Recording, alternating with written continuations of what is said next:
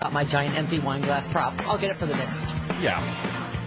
Just before you know, I was with a friend. They got a news flash about an earthquake in Napa, and I'm like, "Is the wine all right?" Was my first thought. I'm sure. Terrible.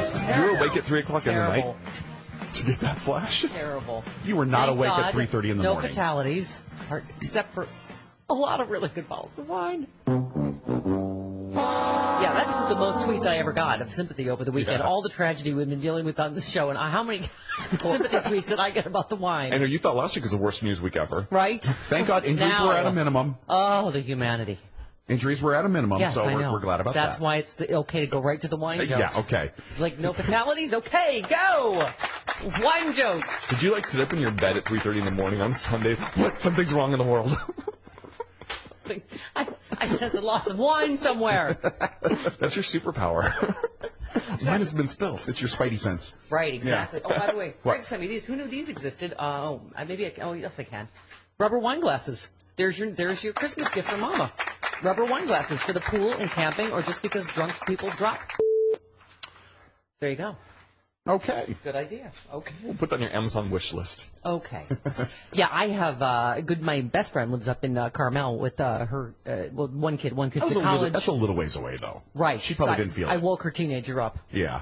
And when the kid says, "What earthquake?" I was like, "Okay, go back to sleep." Yeah. All right. No, thank you. that's Everything's fine. Too far away. All good.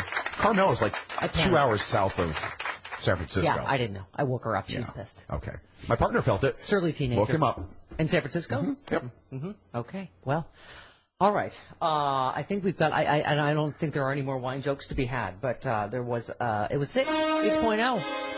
It was 6.1. Yeah. Was it? Yes. Did they upgrade it? They upgraded it to 6.1. Was there a lesbian on TV that upgraded it? Well, what happened was that... That's how we know there's a earthquake out here in California. There's a lesbian on the TV. Did your ass fall over? From Caltech.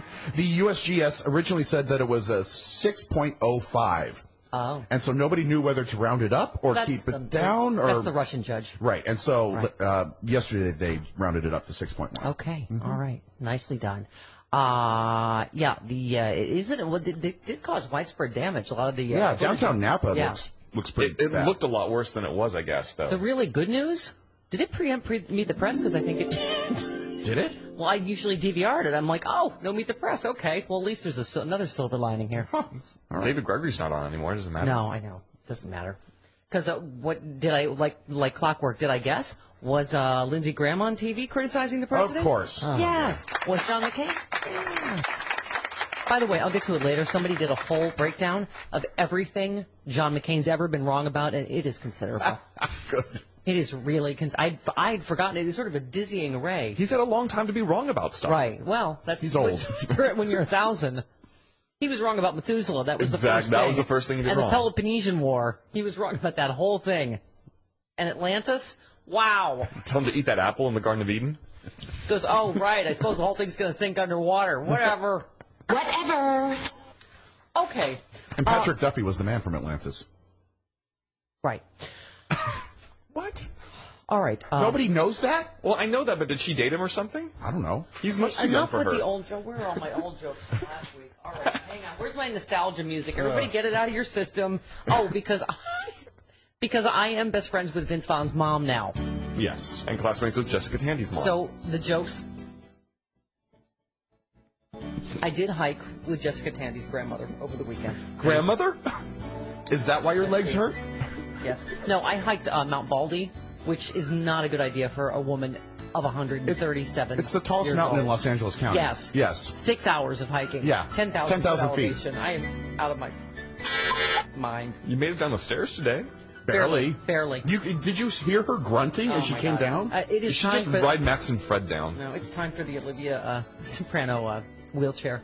So you guys will know. You'll just hear zzz, so you can stop talking about me. It's our early warning system. Yeah. And it'll just stop and I'll just fall out. And then it'll be your job to come pick me up at the bottom of the stairs right there. Time to pick up stuff.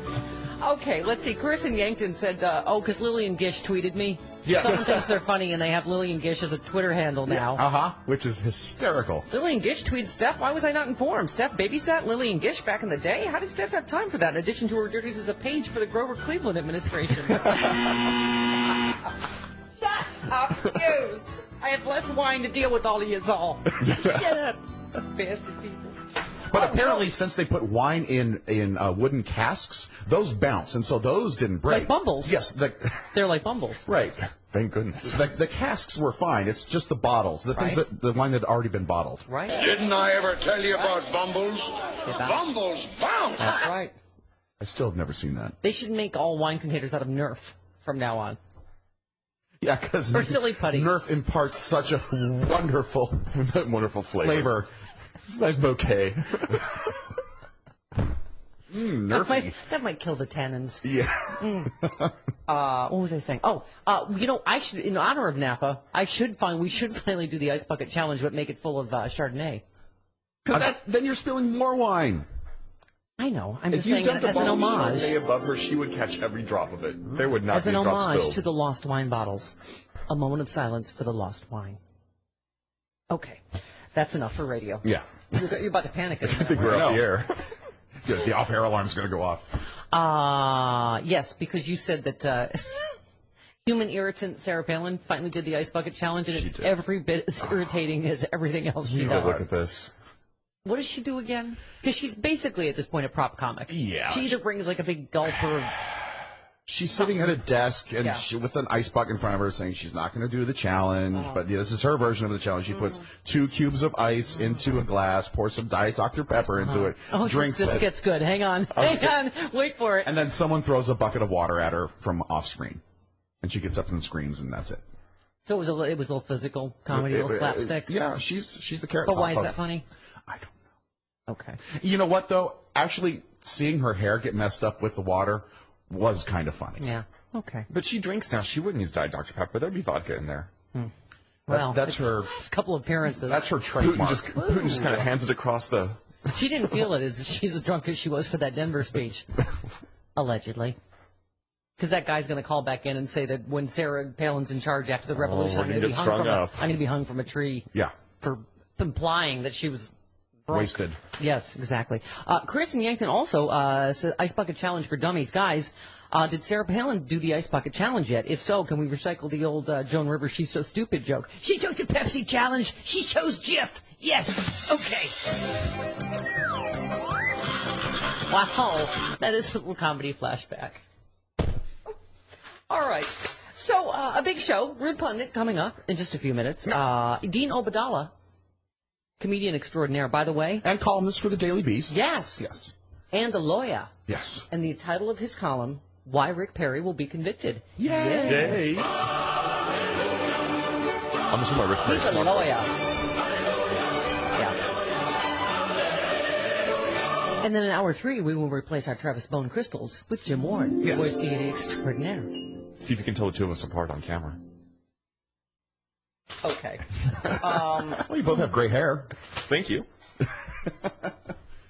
Okay. By the by, so a lot of talk over the weekend about the latest, all this stuff in Ferguson, and we had a hyperventilating caller. Remember the hypervent? Well, we have a lot of them. Yeah. But the hyperventilating caller on the about Ferguson.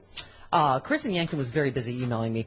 He said, guys, regarding your hyperventilating caller Friday saying the left is condemning the policemen in Ferguson without a trial, didn't I read this morning the Ferguson Police Department has no incident report for the shooting of Michael Brown? They only did it like a few days ago. I mean, they either didn't create one or they quote-unquote lost it for a shooting resulting in death. Whoops, I guess. Certainly no reason to be skeptical of that particular police department. Yeah, because remember we were saying that? Like, what? How come? And the other thing, you go, then he had time to Change make it the up story later, evolve. Yeah. right? Like, after you've already had witnesses on Yep. television and, I mean, that's when people are going, what, why is there such an outcry? Because of that. Julie wrote about the same thing. Here's a much retweeted sample of comments left with donation money to help defend Officer Darren Wilson, who we learned on Thursday couldn't even bother to file a report of any kind after gunning down an unarmed citizen. Not a word to explain why he shot this kid. So somebody had tweeted over $100,000 been raised for Darren Wilson. But man, why must liberals bring race into this? It's about, right? Yeah. And there was this rally. It's, of course, all white people. And someone asked them, why come it's all white people here? Oh, I hadn't noticed that. Oh, that's weird. Oh, you're right. It's only white people here. Yes. Oh, a speaker at the Darren Wilson support rally? Yes. The media has shown a strong bias against the supporters of Darren Wilson. Not Fox News. We believe this has only intensified the destruction of the community of Ferguson and the surrounding St. Louis areas. We are exclusively here to support Darren Wilson, and we have no desire to engage in the negativity and hate which has paralyzed Officer Wilson's ability to pursue justice. Many of us have received death threats against ourselves and our families. Contrary to media suggestions, we are not affiliated with any hate groups. We will not hide. We will no longer live in fear. And what about Michael Brown's ability to defend him? Oh, yeah, he doesn't have an ability to defend himself. The other thing a lot of people are talking about, in terms of, like, you go, why has the reaction been what it's been? Not just that there was no wonder there's no statement by police. There's no incident report. I mean, seriously, that would happen to a white kid who would get gunned down, unarmed, and like, oh, well, you know. Well, they're talking about his pursuit of justice. He didn't even pursue the justice of what he had done. He didn't. Right. And then everybody's talking about one of the highly unusual things is the body laying there for 4 hours. That's right. That's obviously, they were saying neighbors were horrified. They're trying to shield their kids. They're taking video footage, which got on TV. I mean, you know, it is just, they were just saying, like, what disrespect that shows, not just for Michael Brown and his family, but for the people in that community. That just, like, he's roadkill, you know? I mean, anyway. All right, that's what got my craw. Got your goat? You didn't have any wine to wash it down. That's exactly right. My craw is dry as... Oh, I've seen your wine refrigerator. As my lady parts. You have wine. Listen, I always have... You know when you're supposed to have the emergency earthquake quit? Yeah. Kid, I don't have Quit? that at all. Earthquake. I have that. Earthquake quit? Right. You drink, you cry, She's got wine to and you get through quit. it. Quit. She's got wine to get through it. Yeah. Anyway, I don't have that, but I do have wine. That's stashed everywhere. There's no way. She's got it in bubble wrap in case it falls. Yes, you have it packed in Nerf. So, exactly. Someone suggested a fun drive to get to bubble wrap the studio so that everything's safe. We'll put all the wine in Just here. bounce around in here. All right. I don't want that cabinet falling on you, though. Oh. That makes me nervous. That's so sweet. I know that's only about your employment in this rapidly dwindling business of ours. Yes, it is. All right, 18 minutes after the hour. We roll along on the Stephanie Miller. What did you do to hurt yourself? What's that you say? Did I hurt my knees? What did you trying do to keep our show on the air? No. No, I fell. Mama fell hiking Mount Baldy. I fell in a boom. It was horrible. You might be getting a little too old to be hiking Mount Baldy. I think so. You saw me try to get up, right? Oh, yeah. I look like John McCain doing the robot in the Hamptons. Creep. Okay. Harry writes, Steph, Mama's box of wine won't break when it falls. It only breaks when Mama falls on the box. That's not the earthquake's fault. That's correct. I'm a woman ahead of my time with the box wine, right? Yes, you are. None of that broke. Just saying. Okay. Jerry in Scottsdale, you're on the Stephanie Miller Show. Hi, Jerry. Hi, how are you today? Good, go ahead.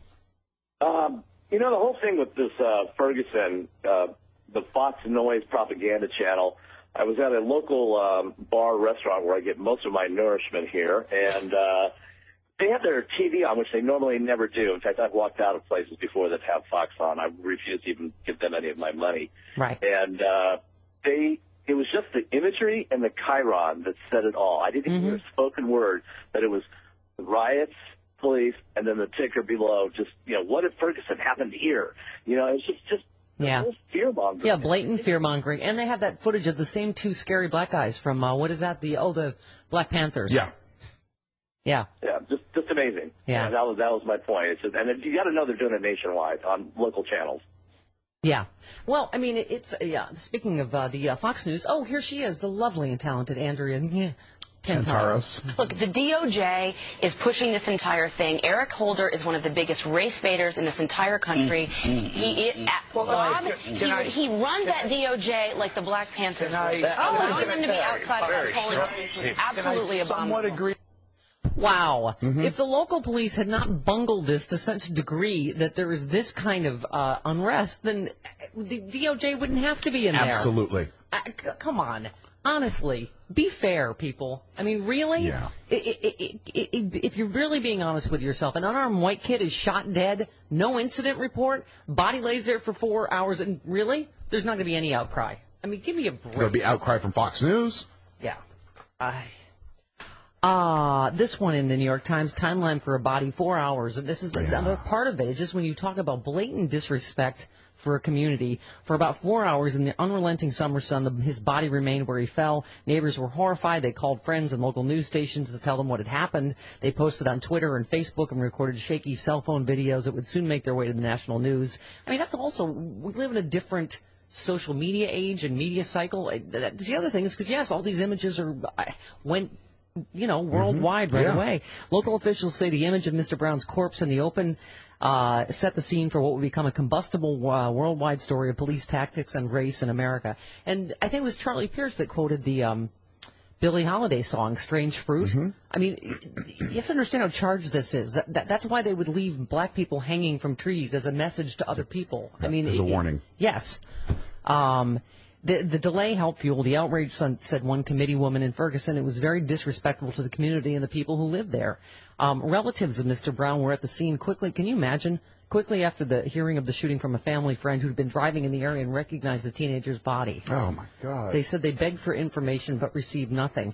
I mean, it's all of that on top of the fact that they didn't even interview witnesses or the kid that was with him. I mean, it's like, okay, part of police work is if you want to disbelieve those people or think they're lying for whatever reason or evidence proves otherwise, fine, but that's what this is all about. They didn't even do an investigation, didn't file an incident report.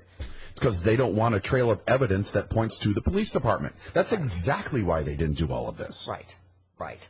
And I heard, by the way, somebody tweeted this morning the link to CNN story. Of course, there was no eye socket injury to all that stuff. And again, when Oliver, Fox News, whatever, the Drudge Report, that Fox News broken eye socket on the police officer. Fox News irresponsibly reported that as fact. Yeah. And why they're still the #1 news channel on cable is beyond me because they get everything so wrong. Right. And also, it was like, as we were saying, flashback to Trayvon in that, boy, the news that did get out right away is, he had marijuana in his system and, this, surveillance video of, trying to thugify him. Yeah, Touré, from MSNBC. He wrote a Washington Post piece, and that's what he said. He said reports that Michael Brown's about his character served to thugify him ahead of legal proceedings. He says it's as if a black person must be a perfect victim to escape being thugified, an angel with an unblemished history, in order to warrant justice. And as we said, there's even some dispute over what exactly happened in the convenience store and why they didn't call 911, and so. But at any rate, that even shouldn't have been relevant. That became the whole story. One of these people at this Officer Wilson, support Officer Wilson thing, he just said, Michael Brown got what he deserved. Oh, really? Death? You're judge, jury, executioner? Like, okay. And you just know. Give me a break. All right, 29 minutes after the hour, Rude Pundit next on the Stephanie Miller Show. 34 minutes after the hour, comedian and writer extraordinaire Dean Obadala at the top of the hour. Yep.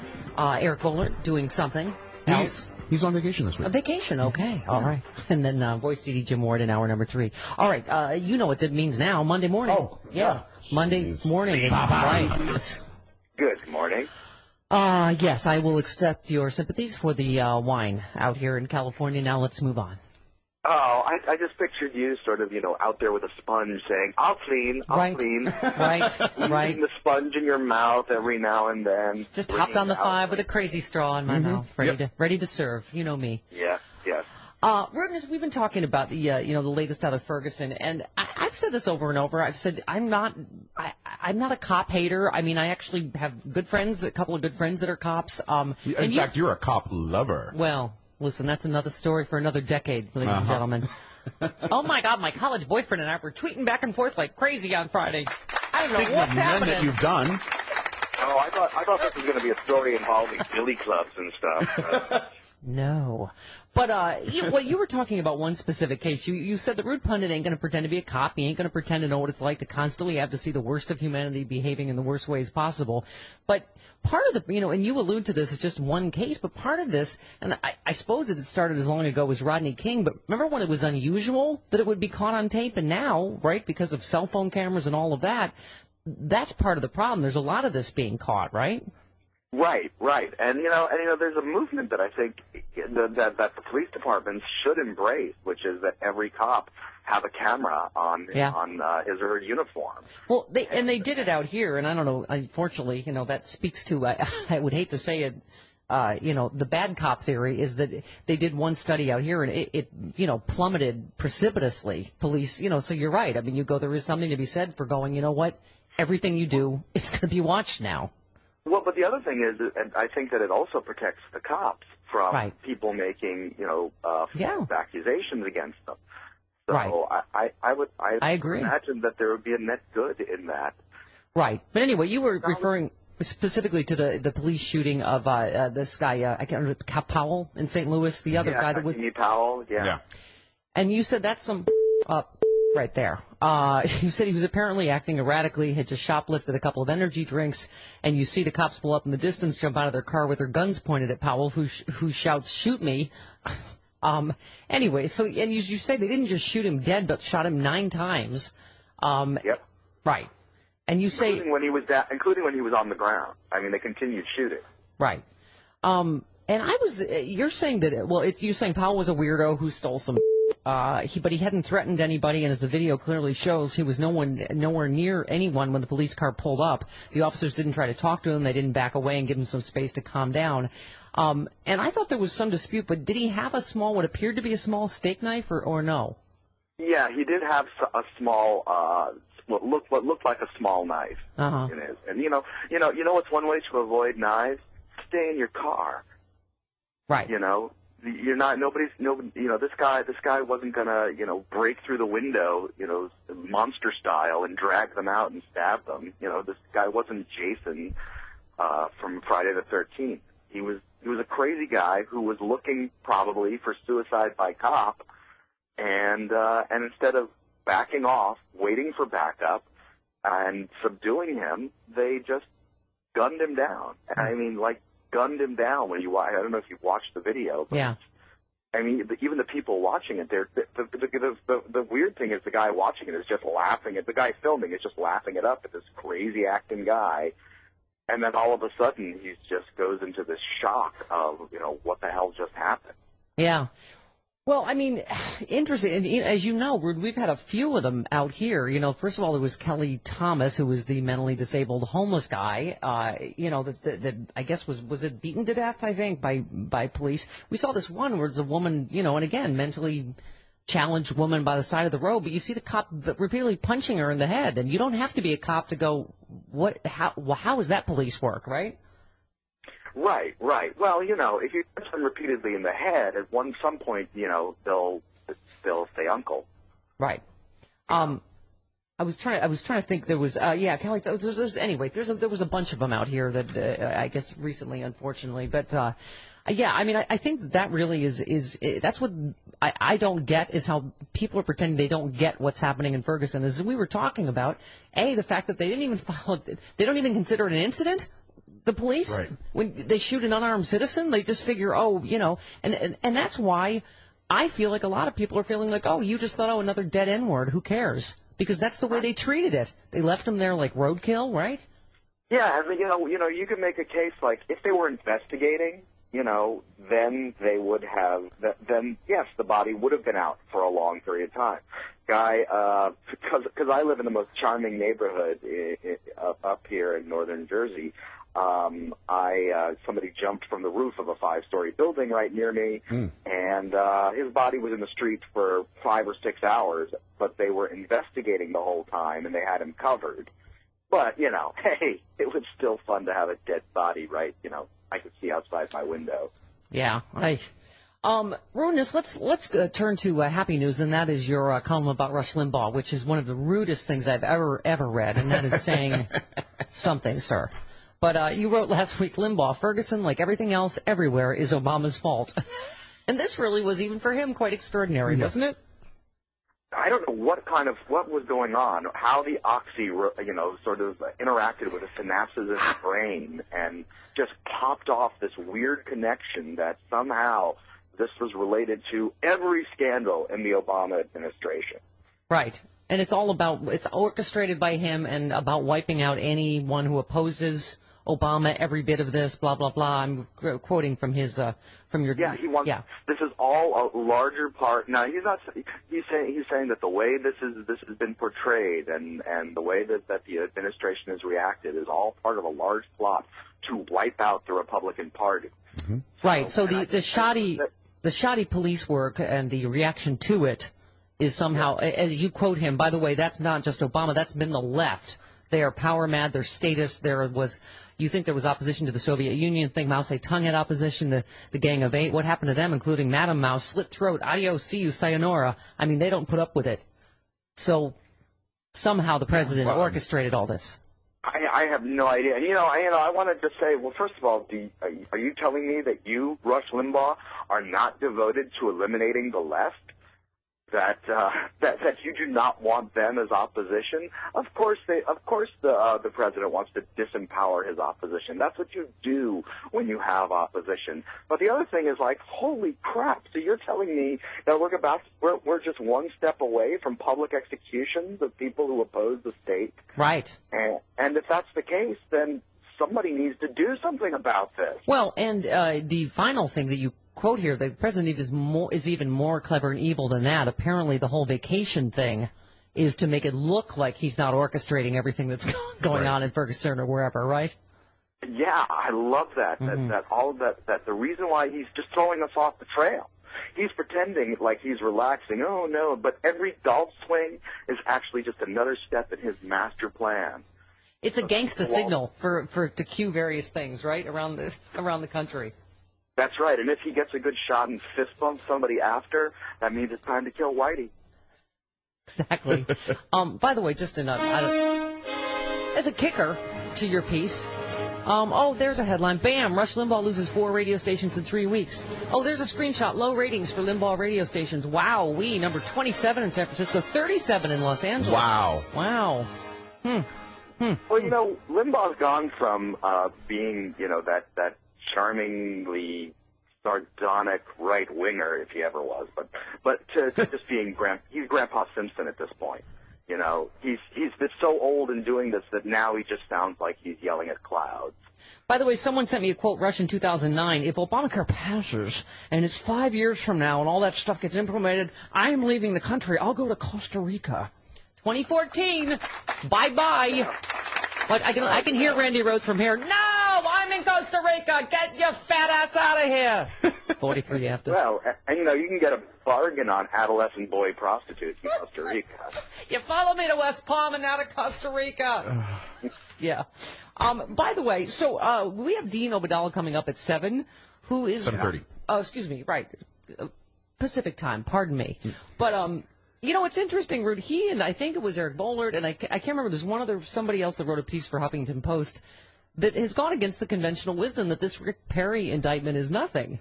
But that wasn't really the point of your piece. Your piece was the difference between the left and right and how, we intrinsically are trying to be fairer about it, right, than it would be if he were a Democrat, right? Right. I mean, again, if it was Republicans, if this was a Democratic governor that was indicted in this way, it would be the nonstop talking point of the right until something happened. And then if the governor wasn't convicted, it would be some kind of conspiracy. Probably Obama got involved. I'm sure Benghazi was involved in some way. But right, you said Darrell Issa would have already subpoenaed everyone that ever knew Perry. Right, yeah, they would have raised money off of it by now. Oh yeah, and it would be nonstop coverage, endless, for how for trying to convict this person in the media before any kind of trial took place. Yeah. So there's that part of me that's like, no matter which way this goes, kind of, what, screw you, Rick Perry. Doesn't this go back full circle in a way to Ferguson? Because that's what I mean.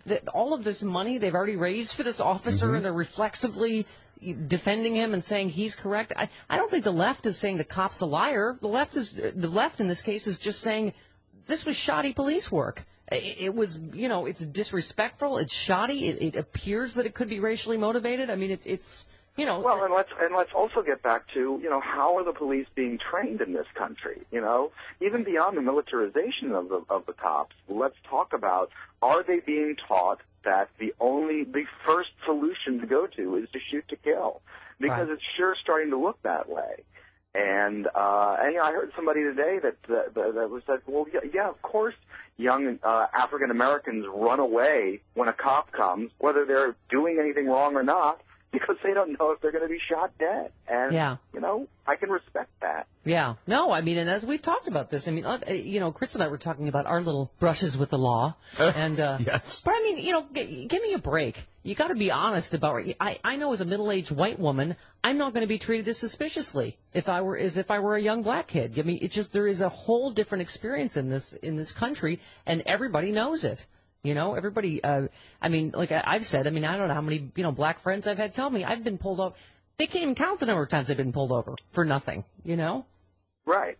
Well, and every time I've talked to my black friends, and by the way, I have black friends. I know. Well, Trademark liberal. Everybody knows I'm not racist. I have black friends. No, I've been talking to one black friend who just was driving through Indiana, pulled over for absolutely nothing. Yep. Yeah. I mean, happens all the time. And to even think that you would be that paranoid, or have to live in that paranoid state, of course it's going to have some kind of, mental wearing on you. Yeah, yep, absolutely. The only thing to do, read Rude's column this week, because it's just a screaming, filthy id. And look, Rude, we did not talk about Blue Ivy once. Oh, no. Oh, Bay and Jay. I just wanted to talk about them. And all right, love ya. See you next. Whatever the hell Nicki Minaj was doing. This was after her backup dancers got bit by the snake. By a snake. Yeah. In a video about a song entitled Anaconda. Yes. Could have seen that coming.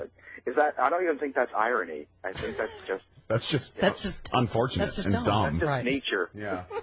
All right, love you. Love you, Rude. Bye. Bye. Bye. See ya. Yeah, that's just that's kind of common sense. The snake wasn't poisonous, but snakes do. But it could give you a nasty infection. Right. Okay, 48 minutes after the hour, right back on the Stephanie Miller Show. Right. Oh, the hits keep coming. U.S. Army confirms an active shooter at Fort Lee. Mm-hmm. In Virginia. In Virginia. The base has been shut down, I believe. Yep. Oi. Yep. 1-800. Base is on lockdown, and, we'll learn more as the morning goes along. All right, 1-800, step 1-2, the phone number, toll free from anywhere. Dino Badal coming up, Voice Deity, Jim Ward in hour number 3. Dave in Minneapolis. Hi, Dave. Good morning, Stephanie. Good morning, sir. Sir, my goodness. Yes. Very formal this morning. We are, Your Highness. But, or Milady, excuse me if I got that wrong. Milady. Two things. First, my son-in-law was passed over for promotions because he brought the attention of leadership. And he's a police officer, I should say that first.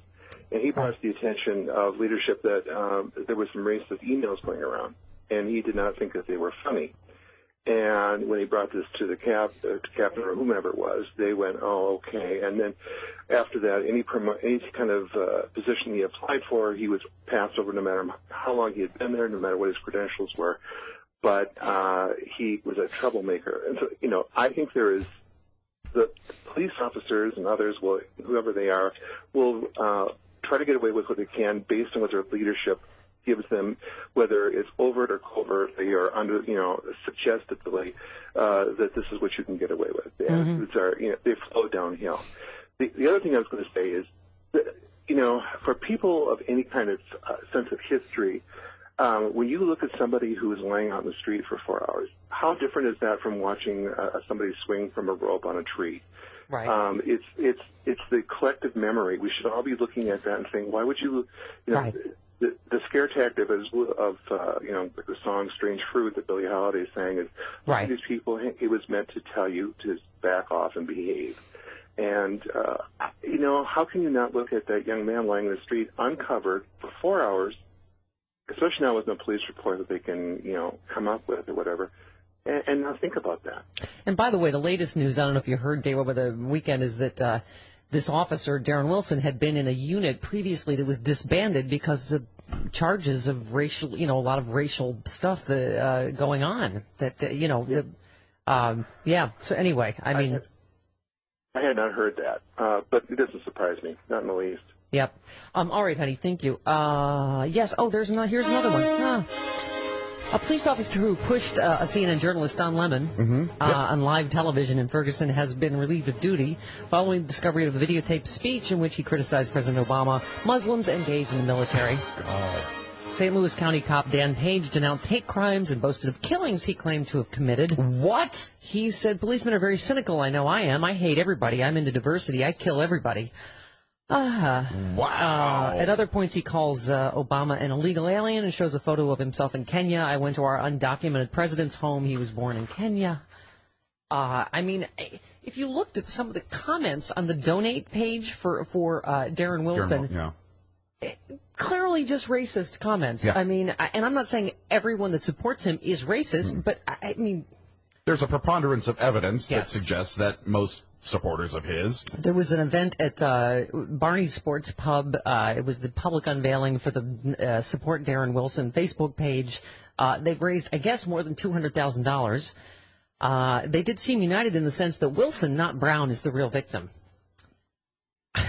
While both black and white protesters have come out every night in Ferguson, no African Americans appeared to be in attendance at the start of the pro-Wilson gathering. Yeah. Huh. Curious that. Huh. Supporters insisted that I don't support a race, I support the truth. Oh, I see. And the truth is always the black guy's lying and the white guy clearly telling the truth. Yeah. Right. Wilson supporter, Scott Holtgreave, was less sure why all the attendees were white. That's a good question. Never really thought about it. Scott. Let's think about it for a minute. Why could that be? That's so weird. Even statistically, that's sort of crazy. Really? There's not one black person there. Huh. Funny that. Yeah. Anita in San Antonio. You're on the Stephanie Miller Show. Hi, Anita. Hi, Stephanie. Good morning, guys. Hi. Go ahead. The Ferguson police wrote a 16-page report over the theft of those cigars, but they couldn't be bothered to write a report after gunning down an 18-year-old kid. Right. Yep. Right. That's exactly. And the fact that they wrote it after, you've seen witnesses on television, and there's autopsy results. I mean, give me a break, right? Exactly. And there's nothing on the report that they did file. There's no narrative. There's nothing. Yeah. There's no explanations is needed. I mean, how disrespectful is just that? 58 minutes after the hour, right back on the Stephanie Miller Show. Everyone spills a little breakfast wine on themselves every now and again. I thought it was Chardonnay and not... I'm in mourning for Napa. Oh. Okay. 1-800-STEP-1 the phone number. Toll free from anywhere. Dino Badala coming up this hour. Voice deity Jim Ward in hour number 3. Yes. Did you see that a CNN host was upset by hundreds of wine bottles broken at Napa Quake? She said it was heartbreaking on the air. I feel you, sister. I'm with you in solidarity. Yeah, that was Anna Cabrera that said that. I was thinking that I thought, okay, people are going to wonder this, and it's really true. When someone told me there's been an earthquake in Napa, I'm like, oh no, the wine. Is the wine okay? You remember, like, when I said to John Fugel saying, Fred almost got hit by a UPS truck yesterday, and he goes, oh my God, is a UPS truck okay?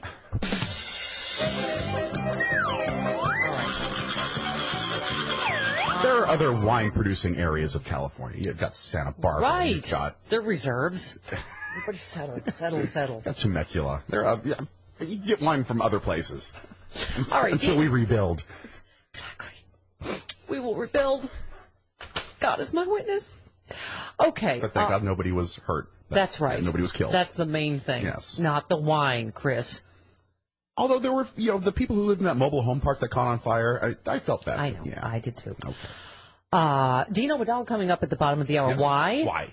Because he's funny, because he's smart, because he's a lawyer, and also because he wrote a piece about why Rick Perry's going to be he thinks he's going to go to the Hooskow. Wait a minute, hang on. It is, yes, Rick Perry could end up doing time.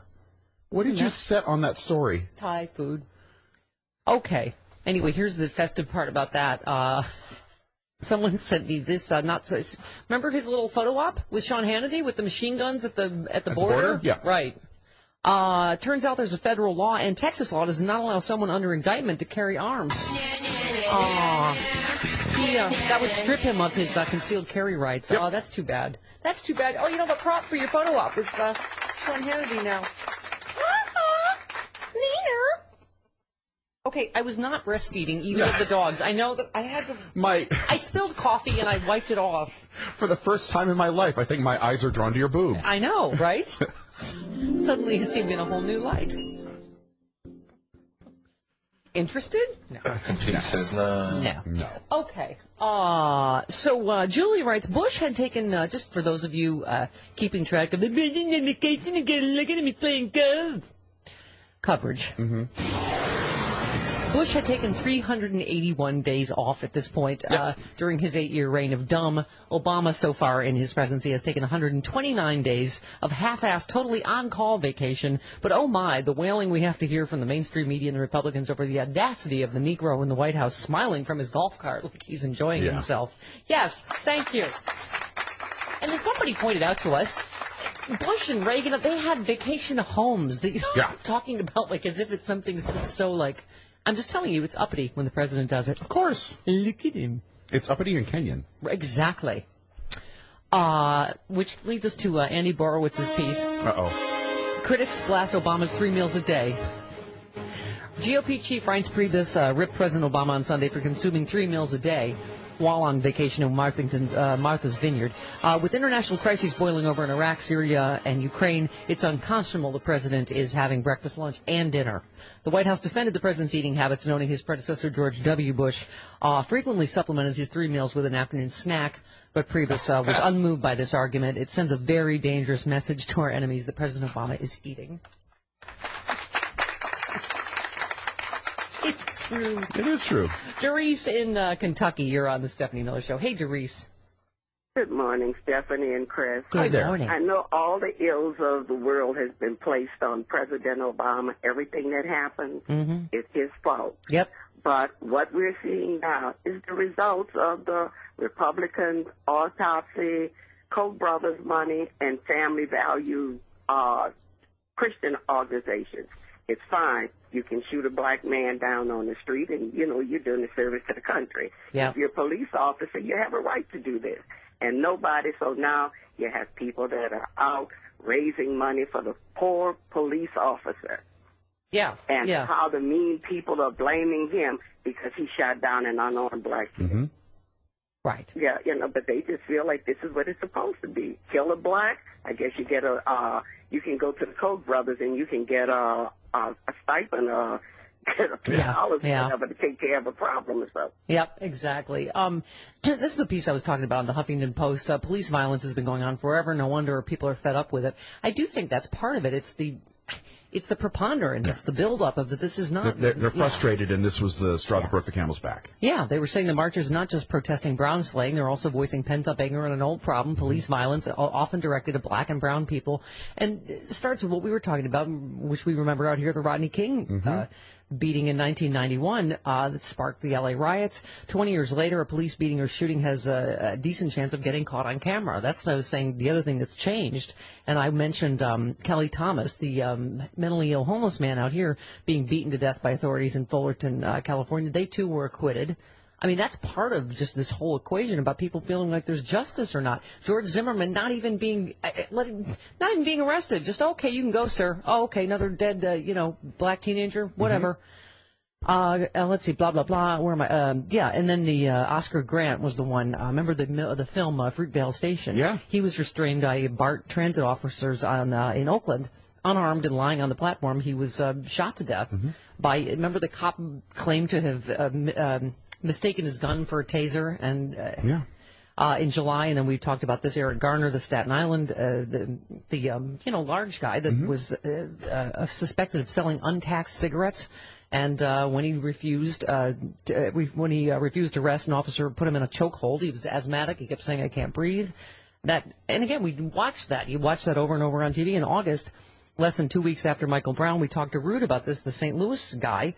Somebody called 911 regarding an alleged robbery at a convenience store. When they arrived, The footage shows Powell pacing, and he yells, "Shoot me now." Officers say he had a knife. Within 15 seconds of arriving on the scene, they had opened fire, killing him. God, that's not enough time to evaluate the situation. Right. Studies in which officers have been asked to wear cameras have shown the method to be effective.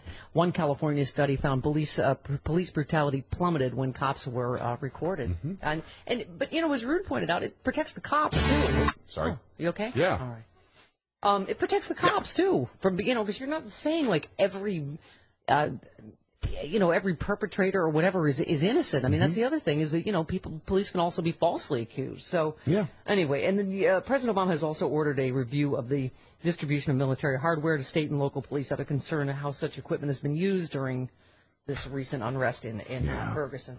All right. By the way, what? Guess who else thinks Rick Perry's an idiot? Who? Mexico. Yes. The Mexico Foreign Relations Secretary said his recent statements about the possibility of ISIS entering the United States from Mexico are absurd. Yeah. Rick Perry did say there is no clear evidence that they are. He was just saying. You're just putting it out there, just in case. Spitballing, just throwing it out there. Yeah, it's like, just the tip. Maybe ISIS just members with Ebola. Yeah, just the tip. Exactly, just to see how it goes. All right. In other dippy Republicans clearly running for president, Rand Paul went where now? To Guatemala? He went to Guatemala on a charity. He's an eye doctor. Yeah, of course he's one of those libertarian eye doctors that does not believe in regulation of any kind. No. Let the market decide if you want your eye operated on. By a rusty melon baller. Right.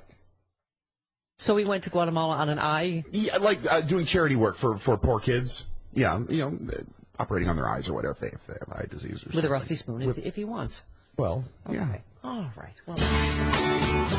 A journey to Guatemala with Kentucky Senator and Dr. Rand Paul. Only Paul has turned a foreign country into a unique photo op. Guatemala. I see Rand Paul, Guatemala. His trip to Central America may have been as much about the White House as it was about medicine. Rand Paul is in Guatemala. Yo soy un hombre douchebaggo. De Kentucky la bluegrasso. The opportuno del photo el slizo. Hay un examen ocular. El shrimp quiere ser presidente. Así que se hace pasar por un médico. And if it all plays well to American voters, it could further Rand Paul's personal mission to position himself for a race for president. Rand Paul is in Guatemala.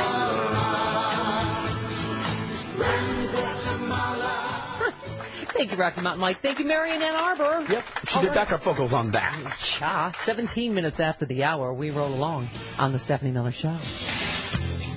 It is the Stephanie Miller Show. Welcome to it. 21 minutes after the hour, 1-800-STEP-1-2, the phone number. Toll free from anywhere. Christine in Cleveland. Hey, Christine, welcome. Good morning, my lady. Good morning. Good morning, Monday Moose. Good morning. It's the Monday Moose. Monday Moose. Whiteness gives you open carry. Blackness gets you open season. Yeah, there you go. Yeah. There was an article in the Sunday Plain Dealer, and it's Race Colors Reactions in Open Carry, Ohio. 4 days before Michael Brown was killed, there was a gentleman in a Walmart store carrying a toy, what was it? It's some kind of a pump, pump rifle or something. Right. And someone in the store, it wasn't the store itself, called 911. The police showed up, and guess what happened? His name was James Crawford III, and he was shot down and killed in Walmart. Now, we are an open carry state, so you've seen, the videos of people open carrying in Target and Chipotle and wherever, and this man was buying a gun apparently for his child, which I wouldn't necessarily agree with. Right. My daughter never played with guns.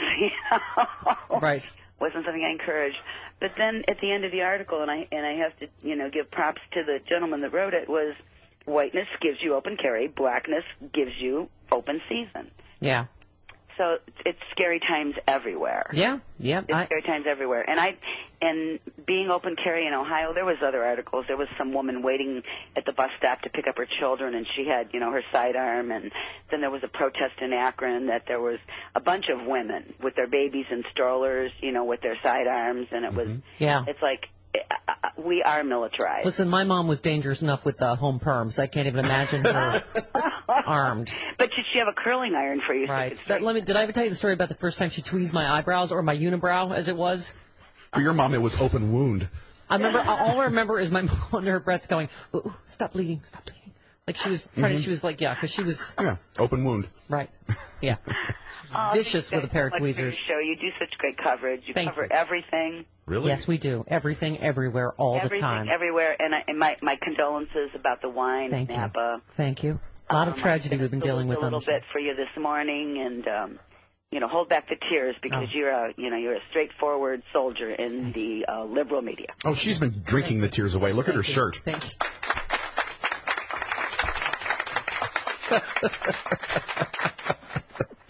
Oh, boy. Okay. Let me do one more here. Let's go to Denny in Philly. Hey, Denny. Good morning. Sorry about the Taney Dragons. They did it. They did you proud. They did Philly proud. The what? The Taney Dragons. Not only that, but we're holding a parade for them in Philadelphia. How awesome is the girl with the 70-mile-an-hour fastball? She was on the cover of Sports Illustrated. I have no idea what you're talking about. The Little League team. Go ahead. But expect to see her in the minor leagues. Wow, wouldn't that be something? If they're the Little League team that went to the Little League World Series, they have a girl pitcher that has a 70-mile-an-hour fastball. Sports. That's amazing. Now, it's not a sports story. It's a public interest. All right. It's a feminist frenzy. Go ahead, Danny. I'm not feminine. All right. I'd like to be the official disabled Vietnam veteran Steffi show. Thank you for your service, sir. Well, I appreciate that. I'd like to talk about the militarization of the police force. Mm-hmm. And nobody's talking about the militarization of the American public.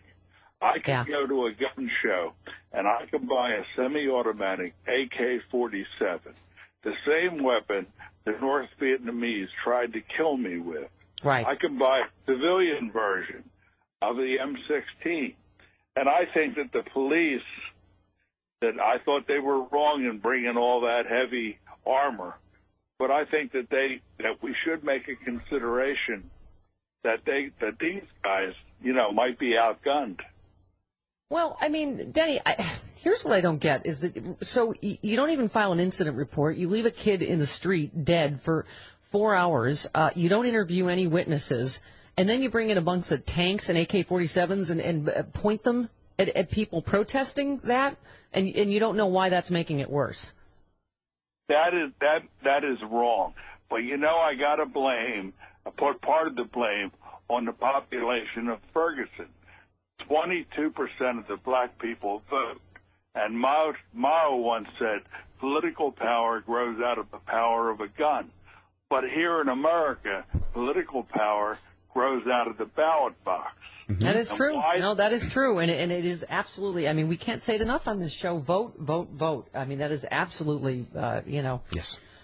All right. I'm going to go out on a limb here. I'm going to say well-known Southern belle Lindsey Graham and his colleague,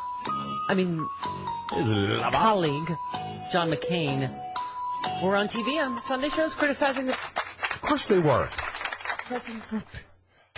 Because bookers can't get creative. Right. Here he is, John McCain, on who has been wrong, by the way, about every single thing about Iraq, and for some reason is brought on as an Iraq expert of some sort. Mm-hmm. Okay. One of the key decisions the president's going to have to make is air power in Syria. We cannot give them a base of operations. Oh, by the way, somebody wrote this piece about how John McCain has been wrong about everything ever in the history of, ever. But let's see. Let me give you the fun fact. Let's see. Senator McCain wrong on Iraq. Let me just go. Oh, yeah, because he was just mentioning Syria. Right. Senator John McCain wrong on arming Syrian rebels as far back as 2012. John McCain advocating the arming of Syrian rebels.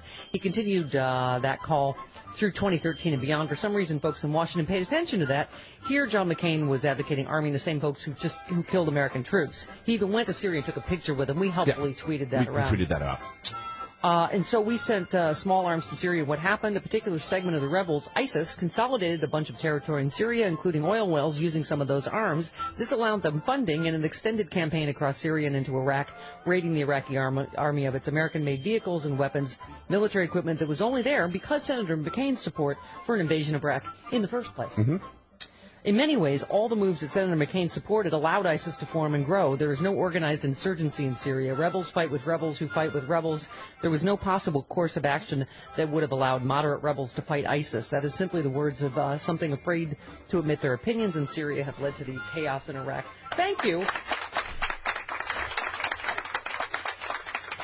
Wrongy McRongerson for Wrongtown. Yeah, exactly. Exactly. I can't watch him. I have to turn the sound down. I can't watch him on one other show because no one will bring up any of this stuff that he said before. As the president said, it's horse. Yeah. It's a fantasy. There was ever some neat, easy way to know exactly which. The ones he said were moderate and he's getting his picture taken with are the ones that are in ISIS now. I hate watching Lindsey Graham more because he's just as wrong as McCain, but he's fey about it. Yes, he's hysterical. Okay, 29 minutes after the hour. Dean Obadala next on the Stephanie Miller Show.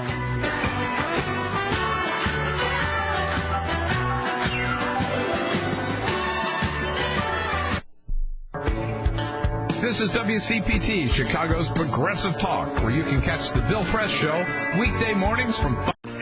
I haven't heard the song in a couple of weeks, so it feels good to hear. Yay! Hello!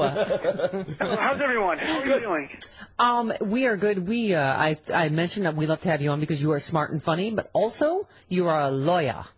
And I am a lawyer. Allegedly, I'm a lawyer, and I still have my law license, even though I don't use it. But I'm thinking of suing certain executives and audiences for not laughing. That's my next thing. I'm suing the comedy club audiences before the show, just make an announcement like, you don't have to laugh, but I'll see you in court, buddy. Who's laughing then? That's going to work, but it's my new philosophy. Listen, I would have had you on just for the headline of your piece in the Daily Beast, because I like my news happy clappy, as you know, and your headline is, yes, Rick Perry could end up doing time. Boom. Yes. There you go. Bam. But I can't, all these liberals are going crazy. Oh, Rick Perry's, it's sketchy, David Axelrod says, and Alan Dershowitz, and one after the other. These charges are ridiculous. You know what? None of them are actually practicing criminal trial attorneys who I spoke to, and I am a former lawyer, but I wanted to speak to criminal defense attorneys who are out there in the trenches who made it clear that this is far from BS. And one of the biggest things people should realize, you know, there's a lot of stuff that goes on in the criminal justice system that's ridiculous or not. And before an indictment's actually handed down by a grand jury, people get out of charges all the time. They negotiate with the prosecutor. They make their case, and the prosecutor goes, you know what, there really isn't any evidence here. I'm not going to go forward with it. Right. Once there's an indictment like in this, and when I spoke to people who do criminal defense law, 90% of those cases, there's either going to be a trial or a plea deal. So the fact that this is going to quickly go away is so unlikely. It's much more likely he's going to either have to plead guilty or have a full trial to be vindicated. It's not just going to disappear. And people somehow think it's just going to go away. He's indicted for two felonies. Right. But as you were saying, you know, because like who would have predicted, as you say, New York Times and Breitbart.com would both label the criminal charges, it's nothing. And you said no wonder his mugshot looked more like a profile shot from Match.com. He looked happy. Most defendants don't want to put a coat over their head or duck from the cameras. Look at, Perry looks like he's having the time of his life. Now, he's really oblivious. He's putting on a great show. Or he doesn't know why he can't remember why he was in the police station in the first place. Dean, we were saying our friend Eric Bollard, and then there was another guy, I can't remember, I'm forgetting now, who wrote a piece for the HuffPost saying the same thing, that same as you have, that people that have talked to lawyers in the trenches are not dismissing this so easily. You say, I don't care how many so-called legal pundits tell you Perry has nothing to fear. Criminal defense lawyers I spoke to are in the legal trenches, made it clear to me this case could result in a conviction, and particularly the Texas Observer, right? Which you said have been following this story long before the national media, right? They've been really on top of it, and they're great, and they're very, very well respected in the media. I'm not sure if they're known as progressive or moderate or whatever, but I know they're a very credible news source, and they wrote articles about this, and for some reason the mainstream media was just ignoring it, went with this narrative. And it's funny, you can see how narratives develop in the media quickly as this is BS, this is ridiculous, it's just politics, it's hardball, they're witch hunting, it's partisanship at its worst. You know, that's before there's charges filed, you can say all of that. Once there's an indictment handed down by a grand jury, and people should realize the prosecutor, the special prosecutor, is not a Democrat. In fact, the judge who appointed the special prosecutor is a Republican, and the special prosecutor who was appointed is a former U.S. attorney in the George H. Bush administration. Right. Who was almost going to be U.S. attorney, who was championed by two Republican senators out there. I mean, and I hadn't heard anyone else report that, Dean, that part. And then the other part, I've mentioned this before, but I'm not sure people know what this is all about. And I did mention that two other DAs during Perry's time as governor were also convicted of drunk driving.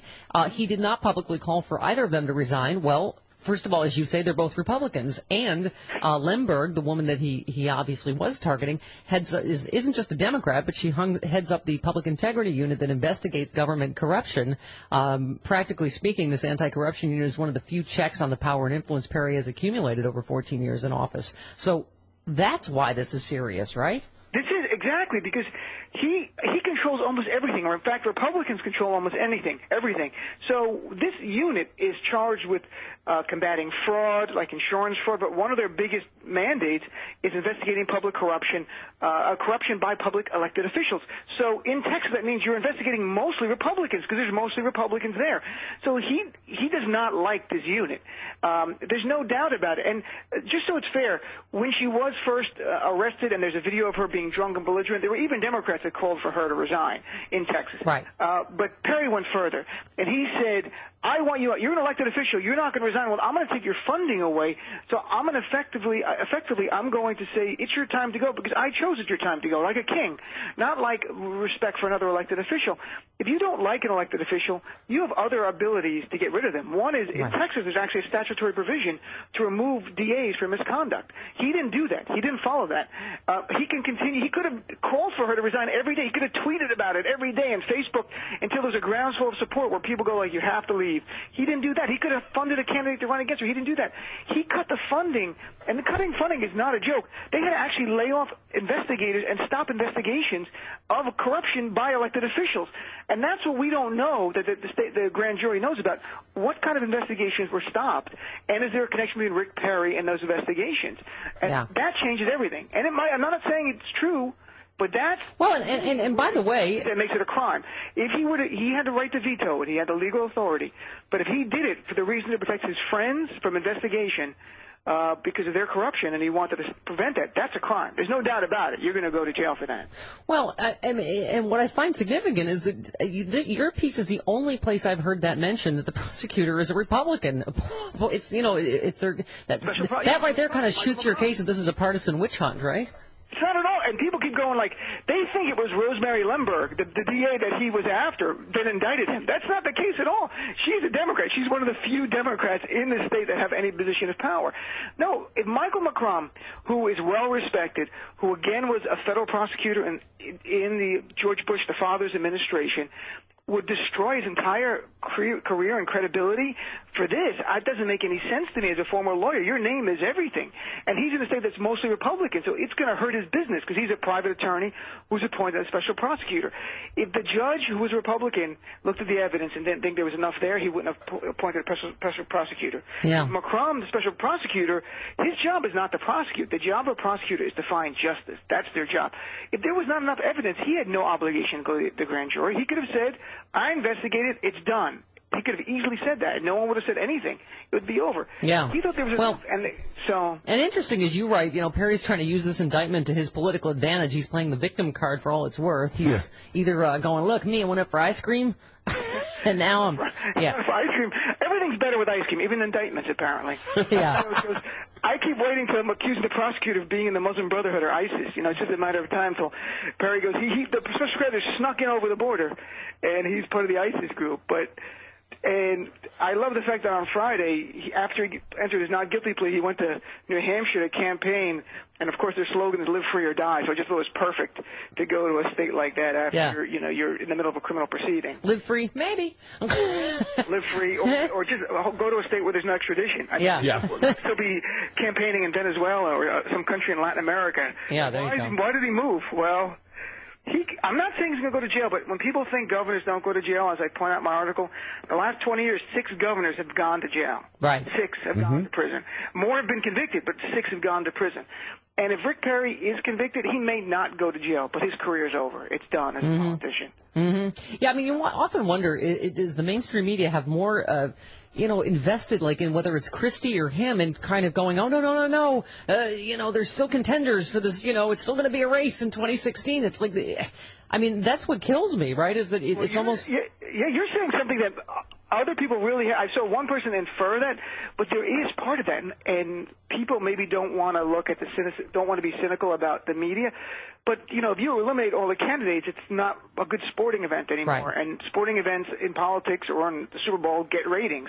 And that's what drives the media. And let's be honest, it's a business. It's pure and simple business. Otherwise, it's just Hillzilla, just crushing everybody in her path. Versus maybe crazy Rand Paul, who I know probably some liberals listen and like, but don't like. Believe me, I'll write more about Rand Paul. If you're a liberal, at the end of the day, you're not going to want to support that guy. He's going for the liberal. Did you see what he said over the weekend? That Hillary's too much of a hawk. Yeah. She's a war hawk. It was very interesting, and then the Democratic National Committee had to push back, going, well, you can't be a crazy isolationist. Rand Paul, what he really stands for, I don't think anyone's going to ever know. If you thought there was issues about Mitt Romney, this is not true flip-flopping. It's really, he's like this amorphous jelly. He's like a slime out of a container. He's pink slime. Right. Anything. And I'm not just talking about the civil rights comments. Like, I'm in favor of the Civil Rights Act, but I think a private business should be able to exclude anyone for any reason. That would include religion, race, sexual orientation. He even attacked the Fair Housing Act a few years before that, and people haven't talked about that, but they will. Basically saying if you own your own home or apartment building, if you don't want to rent to black people or any other religion or ethnicity, you should be able to say no. That doesn't fly. I don't care, libertarian or not. That's not. It hurts your credibility and gives you a little insight into his thinking, which is concerning me. So he's not good. Well, at least he didn't have someone on his campaign staff called the White Avenger. Oh, yes, he did. That's right. Or plagiarize stuff for Wikipedia. He's not a great guy. Dean, you know who is a great guy? Oh. You. Aww. Dudes Against Violence Against Women, because, Dean Obeidallah to host New York City comedy event. Oh, that's awesome. Tell us about that. That's tomorrow. That's right. I put it together with my friends at Breakthrough, which is a global human rights organization that's been working really hard combating violence against women. And I got involved with them just as a comic years ago. They did a show. Malika, the head of it, said, do you want to be in this comedy show? And through that, I got to learn more and more about what is truly an epidemic of violence against women. I say that not hyperbolically at all. I'm saying that, frankly, I didn't know this. I did not know until about 2 years ago when I went to an actual meeting they invited me for a campaign they were doing called Ring the Bell, that in New York alone, where I live, there's 700 phone calls every day by women to the NYPD about being struck by a husband, a boyfriend, someone or an ex. And that I didn't know until then that 3 women are killed every day in America by violence by boyfriends, exes. Wow. Like if 3 men were being killed every day by women, we guys would be talking about this every day. Like, my women are crazy, they're killing us. Left and right. There'd be so many bitches be crazy benefits, we wouldn't even know what to do. Right, that's right, but it's the other way around. And men, and our goal with this show is all male comics because we wanted to make a point that men, we have to step up. We have to be leaders. Let's be frank. We're the ones hitting women. I'm not saying I'm making an accusation that every man is, but we are, and we can stop it by comments to our friends if you see them being even slightly abusive, or just in the comments that we make to each other plays a role, or if you need help. There are so many organizations out there that do want to help men with anger issues and violence issues. And I know sometimes it's symptomatic of a drug problem or other issues in your life. There are organizations and non-governmental units and government, providers that will help you. And the last plea to men, like if you're losing control, if you're getting angry, walk out of the room. I mean, at least that. Don't go to violence. There's just there's no defense for it ever. And And then you see people like in the NFL where Ray Rice drags his then fiance, knocks her unconscious, and gets suspended for 2 games. You're like, really? That's the message you're sending? Yeah, no, exactly. Dean, we put a link up, right, on our Facebook page? Yes. And it's tomorrow night. Where? In New York City? Gotham Comedy Club in New York City, and 100% of the proceeds goes to Breakthrough to help them. It's a 7 o'clock show. It's a great show. There's a few tickets left. It's selling well, which we're really happy about, and there's a great lineup of male comics who are all great guys, to be honest. All right. You're a good dude, and we'll talk to you soon. I really appreciate it. Thanks for letting me talk about that. All right, honey. Talk to you soon. Take care, sir. There he goes. 48 minutes after the hour, we roll along on the Stephanie Miller Show. Hey, Stephanie Miller Show. That's me, man-eater. I was slutting out on Friday on Twitter because my college boyfriend tweeted me. So we tweeted back and forth. Did you do them? No. I offered to. It's Twitter. It's safe. 53 minutes after the hour. Probably also married, has kids now. My other college boyfriend has posted on our Facebook page, by the way. Not Dave, Mike. How many boyfriends did you have? 2. I had one. Dave was freshman, sophomore year, and then Mike was junior, senior. College. Okay. And when did you start going for the sapphic lovin'? Who can remember? Okay, Chris and Yankton. I think it was with Lillian Gish was my first. I think was your first girl and girl kiss. Yeah. Okay. Because now, because I hang out mostly with boys. I go bike riding with boys. I hiked Mount Baldy with a boy on Saturday and nearly crippled myself. Mm-hmm. You've seen I can barely walk. You go biking and hiking with boys that are considerably younger than you. Right. And so they push you hard. And right. And also they have boy insults that I've never heard of, but now I love. Mm-hmm. Because Nathan, our videographer, had some excuse that he couldn't go the other day. And so Craig said, "Oh, was your vagina hurt?" And I didn't know that was a thing. Yeah. Chris in Yankton says, after morning meetings, I tuned in to hear Vagina Talk on the Stephanie Miller Show on Friday. Mm-hmm. More accurately, I guess it was the teenage boy vagina insult sketch by the Stephanie Miller Players. Here's an audio clip. Oh, South Park's Cartman. It's my contribution to the Stephanie Miller Roundtable. Oh, boy, that thing has really got sand in its vagina. Okay. Thank you for that. Let's go to Paul in Seattle. You're on the Stephanie Miller Show. Hi, Paul. Hello, Paul. Paul going once, going twice. Kevin Paul in D.C. Hello, Kevin in D.C. Good morning, lovely Stephanie. Hello. I just want to mention, because I heard a lot of people, even now, trying to use in the Ferguson situation. Right. Using Brown's shoplifting or whatever you want to call it, that insinuating that a death sentence.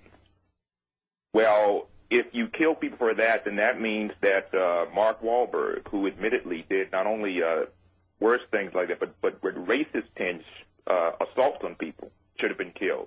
Right. Or in the current hit, The Guardians of the Galaxy, Dave Bautista, who plays Drax the Destroyer, in his book details many things he did as a kid that by this reasoning would result in a death sentence.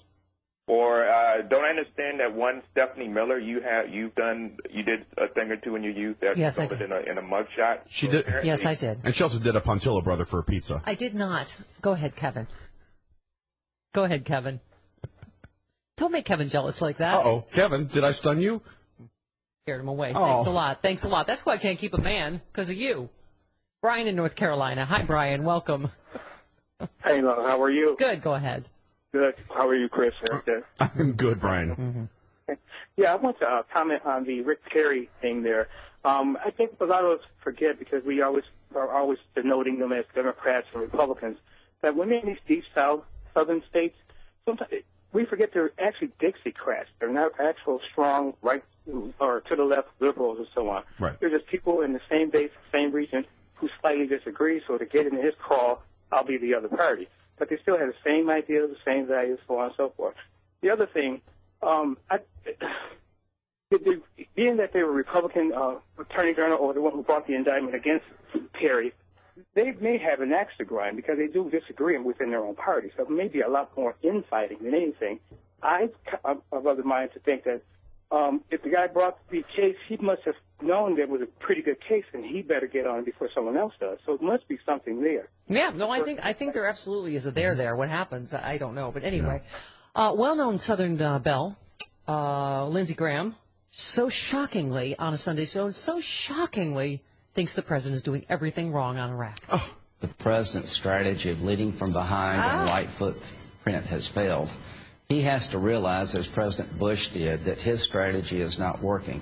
President Bush adjusted his strategy when it was failing, and he brought about a surge that worked. President Obama has to admit to himself, if no one else, that what he's doing is not working. I'm sorry, did he say something about leading from behind with a light loafer? Footprint. Yes. Yeah. Okay. We need to take everything, put everything on the table. We need to hit them in Syria. We need to help the Free Syrian Army mobilize so they can fight them on the ground. When it comes to ground troops, if our military commanders tell us that we need ground forces to defeat ISIL, which is a threat to the United States, so be it. We have got to win and stop these guys. Remember how much they talked about winning in Iraq initially? And I was like, what is winning when you've started a completely unnecessary illegal war? What does winning mean exactly? All right, 58 minutes after the hour. Winning. All right, Jim Ward next, we hope, on the Stephanie Miller Show. Ellie tweets. Okay. Jim Ward is late because the Napa earthquake aftershocks finally reached him. He believes it was a 6.3 on the hypochondria scale. Yeah. He's not here. Or he's just late because he's Jim Ward. Okay, 6 minutes after the hour, 1-800-STEPH-12, the phone number, toll free from anywhere. Oh, yes, this is a future wife. The CNN host upset by hundreds of wine bottles broken in. Yes. I thought I was the only one that felt the pain. Was the word she used. It's heartbreaking. CNN host Anna Cabrera, sounds hot. Wine lover. Said on Sunday it was heartbreaking to see images of broken wine bottles after the magnitude 6.0. 6.1 has been upgraded. Yeah. In Napa. I literally did, was my first thought. What about the wine? Won't somebody please think of the wine? And I was like, oh, did I think that? I'm sorry. You're a horrible person. Oh, and then I was relieved. I was, good, no deaths. No deaths, but people lost homes and children were injured. And right. A chimney fell on a child. Let's get to the real tragedy, according to Anna Cabrera. She invited a Silver Oak Winery CEO on to talk about the photos of broken wine bottles that he had tweeted. We did have some damage, a few barrels. We had 3 barrels fall, and some wine bottles went down. I tweeted a picture this morning. We're showing it to our viewers right now, Cabrera pointed out. It's heartbreaking to see that image. Especially if you're a wine lover. But also knowing that this impacts your livelihood. He noted that earthquake was not going to be that big of a hit to his winery. He said, I don't think it'll affect the 2014 vintage at all. Cabrera asked, when we look at those pictures, David, put that into perspective for us. How much wine is lost? Just a few bottles. Duncan lamented that the spilled wine was really a tragedy. There's no price on those, he insisted. They're completely irreplaceable. Wow, Cabrera replied. I know. So we're talking thousands of dollars. But even more, he's insured. Yeah. Because they're such a unique blend. Although, wow, she is a... Earthquake I can only insurance. imagine that Diane Sawyer must have been in the fetal position. Yeah. A lot of people don't have earthquake insurance, though. There were hundreds of bottles that were broken, unfortunately, Duncan said. That's tough. That's tough. I'm so sorry to hear that. Okay.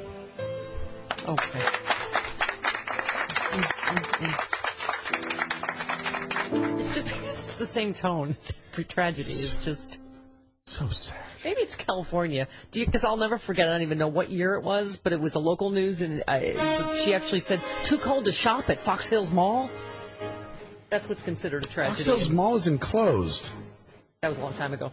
That's considered a tragedy in California. When it's either there's frost and it's too cold to shop, and you might have to bring a sweater. Or too cold for Jim to come in because he has frost on his windshield. Right, that could be it this morning. Maybe that's what it is. It was 65 when I drove in. That was one of his excuses. It was one of, and in L.A., he had to scrape his windshield. It was a frost. And our listeners, too cold to drive to morning radio? Our listeners in Chicago and Madison and Minneapolis helpfully sent scads of ice scrapers. Right. We still have bags. I still have one in my car that we got from listeners. Doesn't come in that handy in L.A. No. All right. All right. Love letter for us anyway. Oh. Let's see, from, Ms. Robbie in Tucson, Arizona. Dear Steph, I've been struggling to understand why the death of Robin Williams has affected me so greatly. I've never met him. Me too. I said the same thing. And by the way, how Billy Crystal is going to get through that tribute tonight at the Emmys, I don't know. But he is doing the tribute to Robin Williams. I don't think there's going to be a dry eye in the house. Do you? No. I've never met him. That's what I was saying. I still don't have the answer, but I've been left with regret that while he was alive, I was never inclined to tell him how much laughter, joy, and inspiration he brought to my life. I know that telling him this would not have made any difference to his depression, but at least he would have known how special one faceless fan thinks he is or was. It always made me more aware. It has also made me more aware of telling people how much I appreciate them. Toward that end, I have to say thank you to Stephanie Miller, Extended Mookage, and the audience. Aw. Well, thank you. First step, thanks for your show. You give us a daily dose of funny, smart, wonderful guests to inform and entertain us. Yes, we do. Yes, we do. Thank you, Stephanie, for how wonderfully you handled that whole week after Robin Williams' death.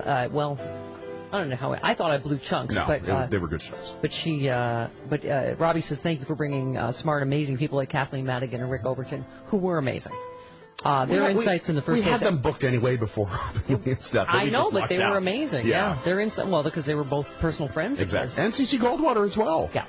A 30-year friend of Robin Williams. Yeah. Their insights in the first days after his death were invaluable. Second, thank you to Chris Mooselboy. I was concerned that it wasn't going to be anyone who could speak directly to the effects of depression. Regretfully but gratefully, Chris was there to speak for us. Finally, thank you to the Stephanie Miller Show audience, knowing there are kindred spirits out here who love our daily Mensa meeting with fart jokes. It makes me feel part of a community. You make me feel less alone. So thank you, Rocky Mountain Mike, Sue from Rockville, Dave from Minneapolis, all the other people who make up the Stephanie Miller Show family. Thank you for sharing yourselves with the rest of us who may not be brave enough to call or awake that time of day or have a life of some sort. Right. You're right. Yeah. But feel similarly as you do in many subjects. Ms. Robbie in Tucson. Oh, and then a Will Rogers quote. If there are no dogs in heaven, then when I die, I want to go where they went. Have you ever heard that quote? No, I haven't. Will Rogers. All right. Good. Which, by the way, speaking of all the tragedy and death and whatever, my best friend Wanda's dog Vinny died yesterday. Oh, my God. I'm so sorry. Yeah, I was with her twice here in L.A. last week, and they said I was the dog whisperer because he hadn't eaten in like 3 days, and I got him to eat again, and we thought he was rebounding, but at least he was able to go home back up to Carmel and see her daughters. And anyway, so. Yeah. Well. By the way, I should have been nicer to Lauren Bacall because she left $10,000 for her dog in her will. She did. I've got a dog right on the street named Lauren Bacall, my neighbor. Not boy band. No, my neighbor Julie owns a dog named Lauren Bacall. $10,000 to her lapdog Sophie. Okay. I was nice to her. It's just if I hadn't brought a bogey, she might have left me a little something as well. Very well-known liberal. At least she did not call you an incompetent oaf. No, that was my producer. Speaking of dog, Brad says, hey, Steph, my handsome man, Jack turned 8 years old. That's a good boy, Jack. Hi, Jack, you're a handsome man. When I'm not working out or at school, we watch you together on Free Speech TV via the Roku. Ooh. And, of course, I listen to the StephCast every other day. He would also appreciate a short PSA on the benefits of adopting pets. Remember, don't shop, adopt. That's right. Do it. Jack says so, and he's handsome and romantic, and it's his birthday. And if you rescue a kitty, you might end up with a bastard like Jazz. Exactly. Your cat is a bastard. I know. All right. Troy in Buffalo on the tragedy of the wine. Hello, Troy. Hi. I'd just like to remind you that just north of Lockport, up the transit, there is plenty of wineries that you may have forgotten about. Lake Niagara wine was my favorite. I mean, ice wine? No. Oh. It is some similar dreck, but it is ice wine. Well, since you've left the area, there is a whole wine trail now. Really? A wine trail? What does that mean? Like a breadcrumb trail? I left it when I left Buffalo. Sort of the opposite of the Trail of Tears. Bottles of MD 2020 and Strawberry Ripple just littered up the trail out of my escape from Buffalo. Aww. Good morning, Jim. MD 2020, you don't have 2020 vision anymore. Exactly. No, you do not. Thank you for being on time and also remembering to turn your microphone on when you start. No, that was me. He turned it on. I didn't have it. You're a bastard person like your cat. Boots is the sweetest kitty ever. And I know you had such an arduous commute down the stairs. I do today because I hiked Mount Baldy like an idiot, and I can't walk now. The tallest mountain in Los Angeles County, Oh, 10,000 feet. 6 hours. Mhm. What an idiot. Wendy, I'm entirely too old for this sort of thing. Wendy in Seattle, you're on the Stephanie Miller Show. Hi, Wendy. Hi, Stephanie. Morning to all. Yeah. Yeah. I just wanted to bring up two very different Republicans in Missouri. The first one is Matt Wills, the executive director of the Missouri Republican Party. He was greatly perturbed, and he expressed outrage at the new registration booths. But then there was the Republican State Senator Ryan Silvey of Kansas City tweeted, "I have no problem with protesters or anyone getting registered to vote. How do we keep our government accountable if not by ballot?" Yeah, well, they don't like it when more people vote, because when more people vote, Democrats tend to win. Yeah, I hear you. It did my heart good to read about one Republican that might have had a little bit of a conscience, you know? Yeah, I know. Well, that's might have been recently grown. I love your. I just saw your shirt. Oh yes, it's the. Max and Fred. Max and Fred's personal assistant. Someone made that. A listener made that. Aw.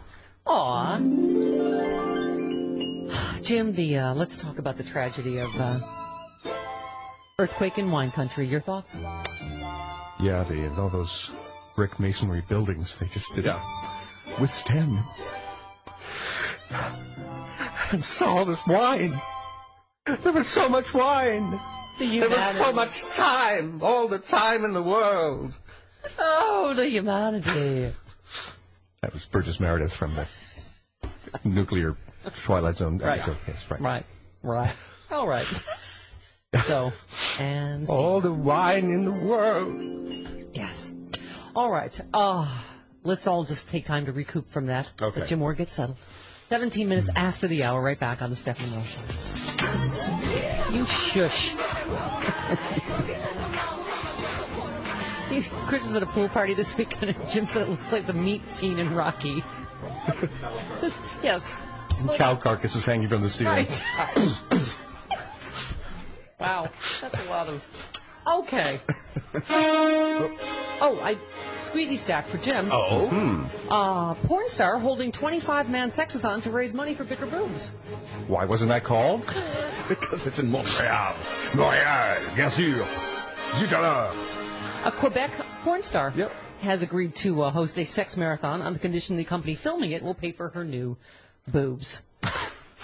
It is Zoe Zebra. Is her name? girl. This is just like a Kickstarter. Right. Yeah, GoFundMe or something. Yeah. Or something starter. Listen, things might get this bad for the show. If we want Jim back full time, I got to think of something. It's a boulet-a-thon, or it's called a boobathon. Okay.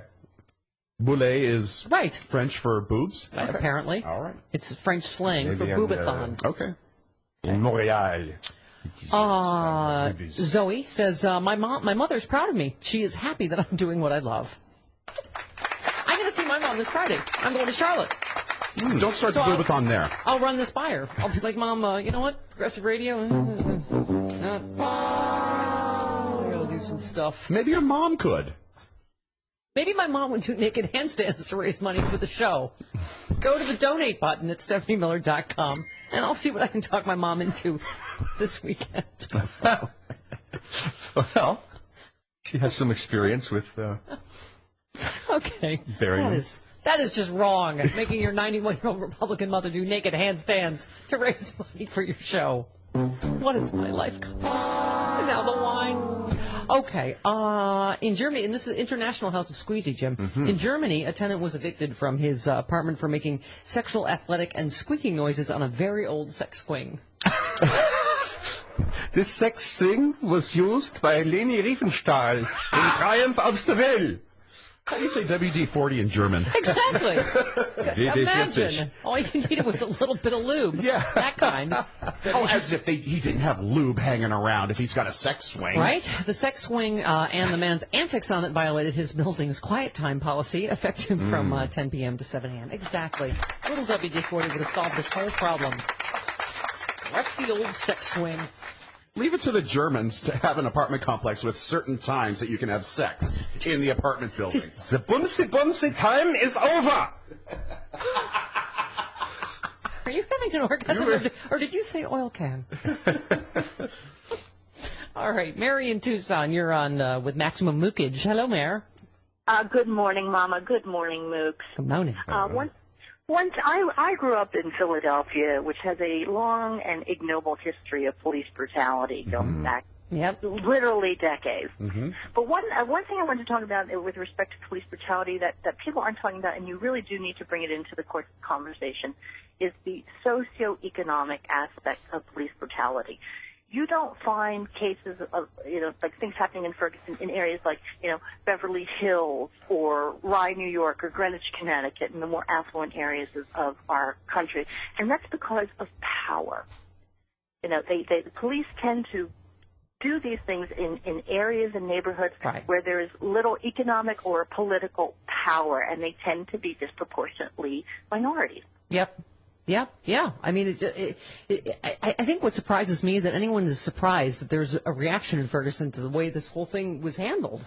I mean, it's incredibly, as we were saying, like disrespectful to the people in that community to Absolutely. Not file an incident report, not leave a body in a street for 4 hours. I mean, it's without even being examined. Yeah. Charlie Pierce is writing about that. This happens at Mogadishu. But Yeah, exactly. And also, I forget who it was. It was Chris Hayes. We're talking about the militarized police force with the chemis and that. Right. Yes, we can see you. You're in Missouri. What do you think? There's one kid with his hands outstretched, and all 10 guys are pointing their AR-15s at him. The military doesn't do that. You keep your weapon pointed at the ground until you're ready to kill somebody. Yeah. You don't go charging in. I know. You might shoot no, they're not. Your They're own clearly, comrades in the back. Right. They're clearly not trained. They're like in sniper's nest. What are you doing? Like, you're going to shoot protesters? Like, it just was ridiculous. Felony use of the First Amendment. It was too macho even for Lindsey Graham, I'm imagining. Oh, my stars. Who says the president is leading too much from behind with too much of a light loafer? Footprint. He said it's too... You want to hear that again? Yes. Okay. Yes, Jim would like The president's strategy of leading from behind and light footprint has failed. He has to realize, as President Bush did, that his strategy is not working. President Bush adjusted his strategy when it was failing, and he brought about a surge that worked. Yeah. President Obama has to admit to himself, if no one else, that what he's doing is not working. Obviously. So, I see. George Bush So when President Bush was leading from behind with a light loafer, he enjoyed the surge then. He got hit in the head with a light loafer, or he would have. He ducked just in time. No, only John McCain felt the surge. Okay, here he is again. We need to take everything, put everything on the table. We need to hit them in Syria. We need to help the Free Syrian Army mobilize so they can fight them on the ground. When it comes to ground troops, if our military commanders tell us that we need ground forces to defeat ISIL, which is a threat to the United States, so be it. We have got to win and stop these guys. Oh, my stalls. Oh, my chiffon is wet. Oh, my stalls. How can we be winning anymore in Iraq? It's always been such a win, hasn't it? Mm-hmm. Here he is one more time. It's about time now to assume the worst about these guys rather than underestimating them. They're not the JV team anymore. They're the most prominent terrorist organization in the world. JV? Whipped out the JV. Is he a former cheerleader?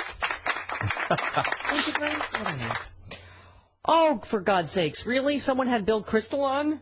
Who's been wrong even more than John McCain has been wrong on ABC's this week. I would like a little overreaction by the president now. I don't think when he's coming back from his vacation, he should go to Congress right away to get authorization. But meanwhile, he's acting under the War Powers Act, and he shouldn't wait. He shouldn't wait. There's a huge amount of bombing and damage that can be done to ISIS tomorrow if the president orders it. We could bomb now if the president orders it. Bomb now.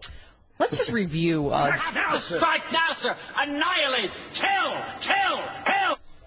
So, George Bush took, I don't know, roughly at least twice as many vacation days. And what happened when he was on vacation? Oh, he missed the 9/11 memo, so 9/11 happened on his watch. And then he also got us into this ridiculous war in Iraq while he was taking that many vacation days. So shut up, yous. 29 minutes after the hour, right back on the Stephanie Miller Show. 34 minutes after the hour, 1-800-STEP-12, the phone number. Toll free from anywhere. Greg is right. If homosexuality can affect your marriage, then one of you is gay. Thank you. Just saying. I'm not saying. I'm just saying. Barbarians need to be disciplined. We're not talking about anybody in particular, Marcus. Okay, yeah, so we were talking about the humanity, the loss of the wine. This is a Napa County supervisor. As bad as it is, if people had been working down here and this had happened during the day, we'd have a different scenario. That's true. That's true. That big corner of the building that came down, it came down on some awnings that usually cover an outdoor restaurant area in the daytime. Right. So it could have been a lot worse. Right. Napa Fire Department chief. One major incident of a fireplace falling on a young child is in critical condition, has been flown out for a neuro center.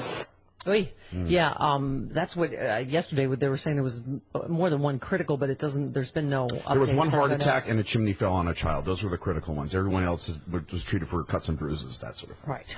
There was a couple in the mobile home park that caught fire. The earth moved. The house moved. We didn't really know what happened. The house was already on fire, and it was hard to get out. It was really scary. I feel like we lost everything. Yeah, we lost everything. I don't mean to. Mobile homes are supposed to move, but I'm just saying. Apparently, they meant when you're not meaning to move it. They're not supposed to burn, though. Exactly. I wasn't talking about that. When they're saying it moved, I'm just saying. They did lose everything. I know. I feel. But they were uninjured, so they had each other. Exactly.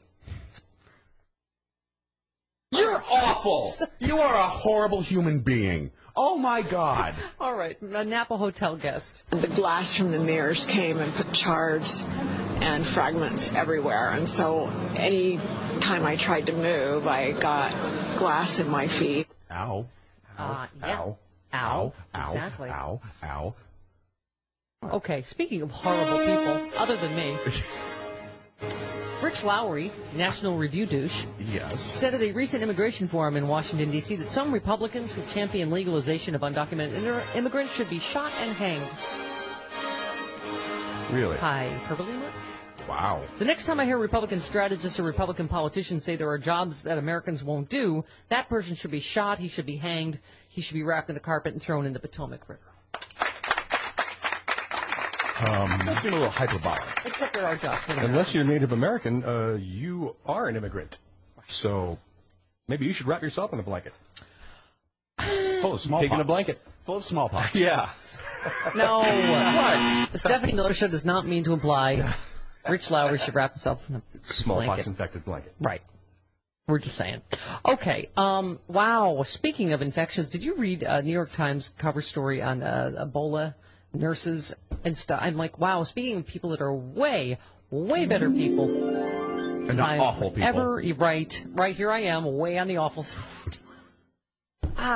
This whole story, it was just heartbreaking, but this woman that was pictured on the front page of the New York Times yesterday, Josephine Selu, lost 15 of her nurses to Ebola in rapid succession and thought about quitting herself. She did not. Oh, God. She's the deputy nurse matron, is a rare survivor who never stopped toiling at the government hospital here, Sierra Leone's biggest death trap for the virus during the dark days of June and July.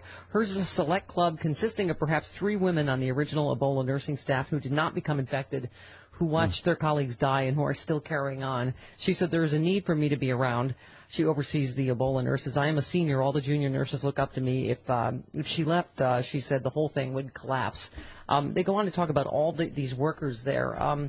In the campaign against Ebola virus, which is sweeping across parts of West Africa and an epidemic worse than all previous outbreaks of the disease combined, the front line is stitched together by people like Ms. Selu, doctors and nurses who give their lives to treat patients who will probably die, janitors who clean up lethal pools of vomit and waste so the beleaguered health centers can stay open, drivers who venture into villages overcome by illness to retrieve patients, body handlers charged with the dangerous task of keeping the highly infectious corpses from sickening others. And the whole story is about these people who are really trying to, save their country, even though some of the body handlers, they won't let them back into their villages then. I mean, there's all this fear and suspicion. That's why some people think it's a hoax that they're letting Ebola patients out. But these people are just on the front lines, just volunteering putting to their do this lives stuff. on the line. Yeah. God. Exactly. And I'm crying over a little spilled wine. I am a horrible person. At least the wine that you spilled on your boobs this morning is dried. Right? Thank you. Vince in Alabama, you're on the Stephanie Miller Show. Hello, Vince. Hey, Stephanie. How are you? Good, go ahead. I just want to say up front, I think all politicians are right up there with a pedophile, Republican and Democrat, so that's my ilk. Okay. All right. I did see on Facebook yesterday a post from a guy who's pretty provocative. He's, a right-wing dude. But it was about Mona Nelson, the 43-year-old black grandmother in Houston that murdered and torched a 12-year-old white boy. And I do think that I've never heard of it before, and it's had a complete news blackout for the news cycle for 2 full years, and she was just convicted of it. I don't get that. Mm-hmm. You understand that there's the perspective of historical. In history, white people. You have no idea what you're talking about, is what you're trying to stutter, right? Oh, aren't you cute? You understand that white people have a history of keeping black people down in this country, do you, sir? There's definitely racism in this country. Yes, there is racism in this country. So glad you're able to admit that, sir. What does that have to do with You this? poked the Hulk. What does that have to do with this? I mean, I know you're obviously... It has to do with it. Yes. The police in Ferguson have a history of being racist against the 3/4 of the population that is black in that city. He's a whataboutist. Yeah, exactly. What about that guy that time that did that thing? Right. Yeah, white people are so downtrodden in this country, sir. What about the time that the one white person did the bad thing to the black? Remember that time? That guy's an ass. With a racist ass with no sense of perspective of history. He's got a framed picture of Nathan Bedford Forrest on his wall. That's right. Right. Well, that's what we were saying about not realizing why leaving a body in the middle of the street for 4 hours does not, if you saw The Butler or any of these recent movies where they would leave black people hanging for a long time as a message to other blacks, and it's anyway. So I think that's what you're trying to say, right, Hulk? Do not Hulk the Hulk. Do not poke him with a stick. He was being racist. Yeah. Absolutely racist. Yeah. With no sense of history in this country whatsoever. He's our favorite party. What about us? Yeah. What about that time when the Indians did something bad? So that happened. Okay. Linda in Albuquerque, you're on the Stephanie Miller Show. Hello, Linda. Hello. I haven't been listening to your show for too long, but I wanted to let you know that I was in Los Angeles during the 92 riots, and as a white woman from Pasadena, who worked in Pasadena and lived in Silver Lake in a $500,000 house, I could feel the tension that was growing prior to the riots, prior to the actual verdict. And I knew the place would explode, and I think you really, if you and your team could really dig down on the Internet, and it may have all been wiped off. I did send an email with a link to some two interviews. Daryl Gates was derelict. He should have been in jail for dereliction of duty. There was a complete breakdown between the mayor, the police department, the fire department was not even covered. Right. It was disgusting. And if people don't think that history is repeating itself, it is. There was even an interview I heard on NPR, and I think it may have been from KPCC, but I can't find it. Okay. All right. Thank you. We've been focusing on the one that happened not 20 years ago, but more now. We did mention it. The one that happened 20 years ago had some coverage. Right. Yes, we didn't. We haven't been covering that as extensively since it was. Can't we all just get along? Apparently not. 20. Yes, apparently Rodney King finally has an answer. I remember the answer my is fourth grade teacher was telling us that racism was over because she read Uncle Tom's Cabin. Oh. And right. Right. Why is Watts on fire then? I can see the smoke from my house. Right. And how many times have we been told that racism is now gone because we have a black president? Yeah. We've seen no further signs of that. Nothing more to see here. Move along. Move along. All right. By the way, here's an added fun fact that she brought up Daryl Gates. Guess who got his job when he got fired for my very first job in talk radio? Stephanie Miller. Oh, that's right. You did take Daryl Gates' job. Yes. He got fired so they could hire me. And I remember the program director said he wanted to fire him in public because he was afraid he was going to shoot him. All right. But he did not. He apparently took it very well. All right. Sorry, you got to go now. I'm not exactly sure you should have gone public with that. Really? Yes. Too late now. Oh, boy. All right. Here comes the SWAT team. Yeah. What's that? 45 minutes after the hour. Right back on the Stephanie Miller Show. Call the political party line. It is the Stephanie Miller Show. Welcome to it. 49 minutes after the hour. Oh, yes. Twitterverse, what's saying. Yes. When Chris opened his can of whoop-ass on our whataboutist. Mm-hmm. What about the one time the one black person did the bad thing to the white person? Remember that? Yep. Yes, a Peary reunion says the grandmother was arrested, charged, and tried, unlike in Ferguson where the witnesses weren't even interviewed. Yeah. Mm-hmm. Yeah. And someone else tweeted that caller was confusing an incident with an entire trend. Right. Right. That's, again, the whole point. Whether it's George Zimmerman or whether this latest thing, it's like because they weren't even arrested. In this case, it wasn't even an incident report. Right. They don't even consider this an incident when you shoot an unarmed citizen to death. Not there, I guess. Yeah. And then you let the body sit there for 4 hours. That's, yeah. Okay. Sue in Rockville on whataboutism. Hello, Sue. Good morning, everyone. I like to call in when there's full mookage. All right. Maximum mookage. Go ahead. Maximum mookage. Now, listen, Travis told me to say this because you and I were both alive when it happened, but, Chris? Yes? What about Custer's last stand? What about Indians and what happened? That's why the Redskins haven't changed their name. Thank you, Sue. Yep. A little local D.C. humor. Ron says, Steph, could you please have Jim Ward wish Sean Connery a happy 84th birthday as Sean Connery? Why, who knew? Happy birthday, Sir Sean. Yes, I'm thought to be an expert in this retirement facility. I'll soon be a guest here. I'm 84 for bleep's sake. My prostate should have its own wing.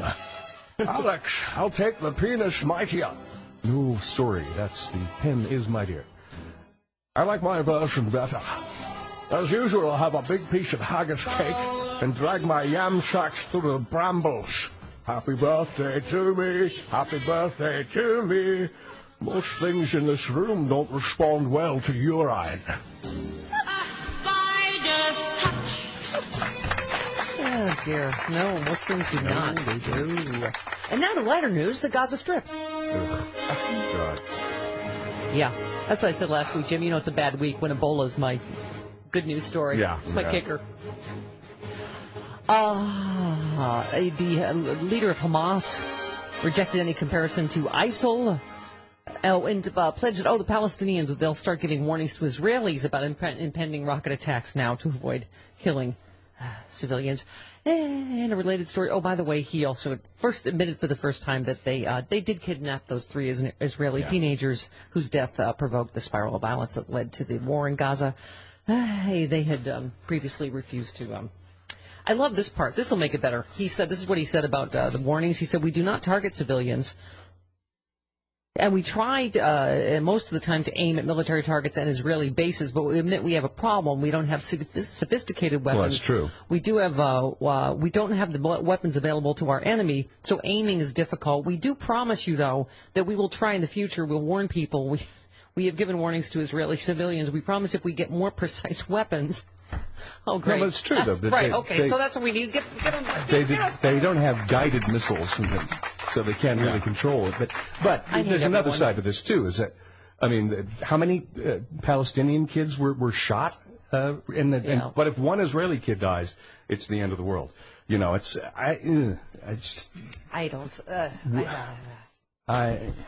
it's like, okay, if you give us better weapons, we promise we won't kill any civilians. I'm just like, oh boy. But that is the problem. Right, but they don't have but they also just admitted they kidnapped the Israeli kids that led to this whole latest. Right. That's a problem. I can't even. I was saying it's an argument like with your significant others. Been going on for so long. I don't remember who did what and what started the latest. I don't. A plague on both your houses, as someone once said. Listen. Actually, I said it when I played the Duke in Romeo and Juliet. There you go. If Paul McCartney and Kanye West can record together, ladies and gentlemen, all right, there is a way. Okay. Yes, according to the New York Post, Paul McCartney and Kanye West just might be recording music together. Right. No, Kanye West recorded with Led Zeppelin. I'm sorry, who? Sources tell Page 6 they've been secretly working on a number of tracks, one allegedly titled On My Grave. Mm-hmm. S-word? No, P-word.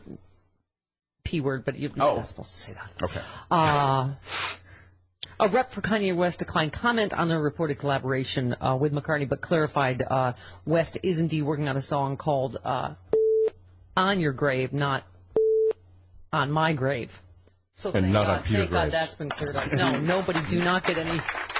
Peter Graves does not react well to urine. Well, he doesn't react well to anything anymore. He's no longer. Thank God that's cleared up. Yeah. When I get older, losing my hair, you can pee in my grave. By the way, in other Kanye West news, I'm not sure why I have so much. He declares under oath that he is smarter than Britney Spears. Which is, well. Okay. All right. That's kind of a low bar, though, isn't it? And under oath, he is the smartest celebrity you've ever dealt with. Really? Rachel Maddow might take exception to that. Yeah, he said, I'm the smartest celebrity you've ever dealt with. I'm not Britney Spears. You're not William F. Buckley Jr. either. The lawyer, whatever this is, asked West if he thinks the celebrity struggle is equivalent to that of blacks in the 60s, to which he responds, yes, 100%. I equate it to discrimination. I equate it... Oh, my God. I guess paparazzi, same thing. Whatever. Same thing as right. I just saved this for Jim because I haven't heard Tom Cruise in a while. Katie Holmes is dispelling the notion that she's now trying to reclaim her career following her divorce from Tom Cruise. She has several movies in the works now. She does not believe her marriage to Cruise contributed in any way to having fewer acting jobs, even though he would shoot her with a tranquilizer dart when she tried to leave the compound. Sure. Allegedly. No. Yes, no. Katie loves a career. It's all because of me.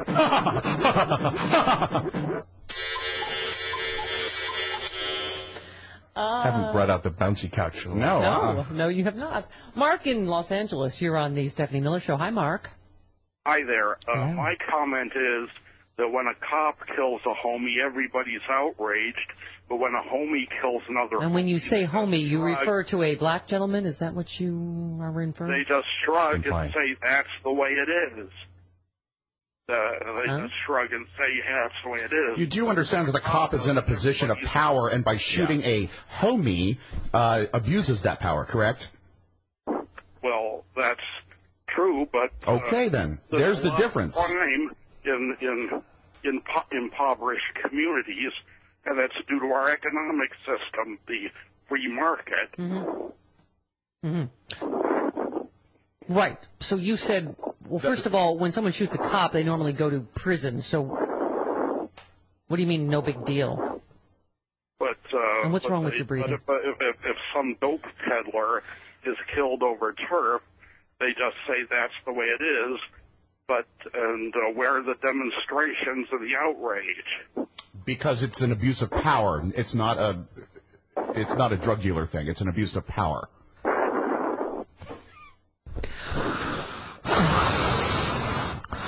Perhaps you don't get his point. My point is...